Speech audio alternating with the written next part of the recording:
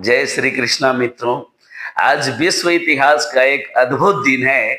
आज 2 अक्टूबर है और आज ही के दिन भारत के दो महान नेता पूजनीय बापूजी महात्मा गांधी जी और पूजनीय शास्त्री जी जो भारत के इतिहास ही नहीं बल्कि विश्व के इतिहास में अमर हैं, उन दोनों का जन्मदिन है। सबसे पहले मैं उन दोनों को नमन करता हूं और मैं सारे भारतवासियों की ओर से उन्होंने जो कर्म किए, जो हमें जो पूरे विश्व को लाभान्वित किया, इसके लिए मैं उन्हें धन्यवाद देता हूं।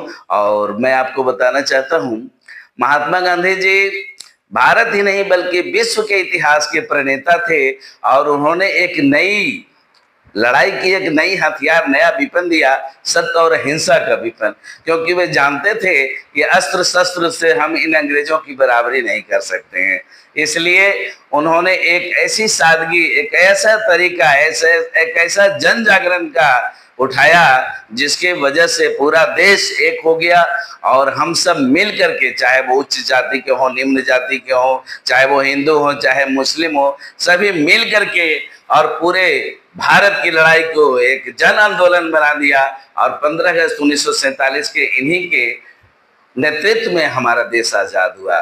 क्योंकि जब ये साउथ अफ्रीका में थे तो इन्होंने सत्य और हिंसा की ताकत को देख लिया था कि अकेले एक व्यक्ति पूरी गोरी सरकार के कानून बदलने पर विवश कर सकता है, तो जब सारे भारत के लोग जब एक साथ जग जाएंगे तो क्या मजाल है कि हमारा देश आजाद नहीं होगा।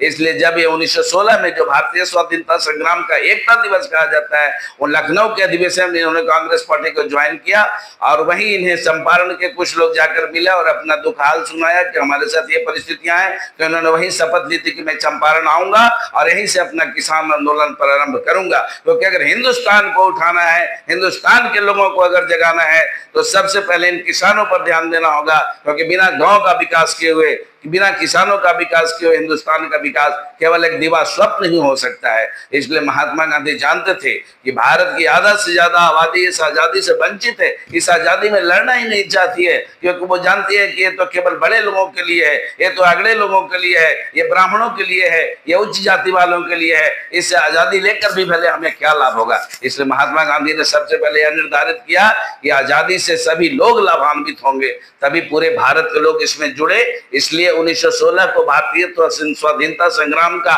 एकता वर्ष भी कहा जाता है।